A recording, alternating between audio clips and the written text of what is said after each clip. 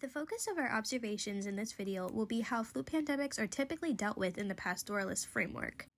For the most part, our epistemological understanding of the influenza virus has been centered on using animals as both icons and indexes of disease, uncleanliness, and something that needs to be eradicated.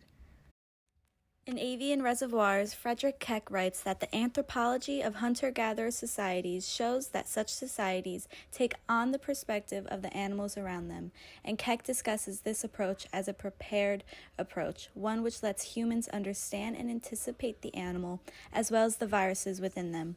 Keck describes this as a possible pandemic response, and our group argues that in terms of flu pandemics, humans typically use the preventative pastoralist response, which focuses on the perspective of humans over animals. However, we have found that incorporating some hunter-gatherer components to flu pandemic responses could be beneficial. 1918 flu pandemic. In response to a new bird disease, the Surgeon General, Rupert Blue, said there was no cause for alarm if proper precautions are observed. This shows the precautionary response component in the 1918 flu pandemics. Due to humans wanting to lead toward survival, they established measures that included both precautionary and preparedness mechanisms in order to deal with the spread of the virus. Taking on pastoralist and hunter-gatherer mindsets, they exhibited a blend of the two, both by culling, having a vaccine, and social distancing. The 1918 flu pandemic, according to researchers from Kansas State University, was able to spread to pigs, creating the swine flu, due to this anthropocentric epistemology humans have. The 1918 flu was not lethal to pigs like it was other mammals, including humans, says this article from Science Daily. Infected pigs became sick but would rarely die from the disease, allowing meat production and other investments humans had in pigs to continue. The flu virus within pigs never manifested signs or icons of a serious threat to humans, so the signals from pigs indicating illness were ignored so long as the humans' investments were protected. With taking this more pastoralist approach to the 1918 flu, focusing on how the flu epidemic could hurt only humans, society failed to prepare for the transmission of the flu to animals like pigs. This would inevitably lead to another epidemic on humanity's radar, the 2009 H1N1 outbreak.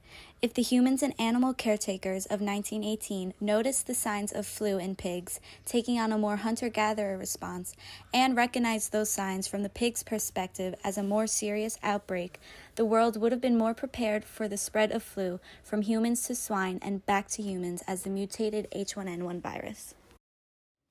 A CDC article about the influenza's impact on the 20th century talks about how the surveillance of influenza was heightened during the 1957 and 1968 outbreaks.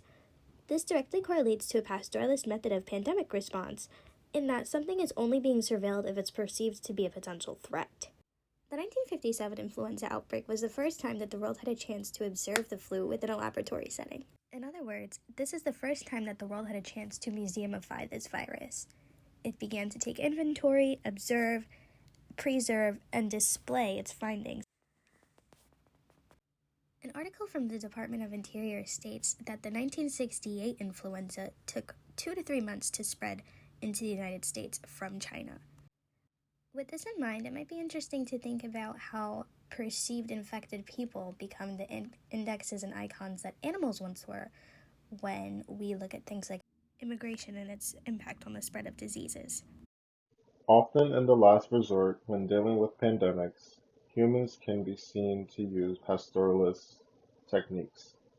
Our separation from our intertwinedness with nature is what is blinding its ability to infiltrate our society, where it may rightfully belong.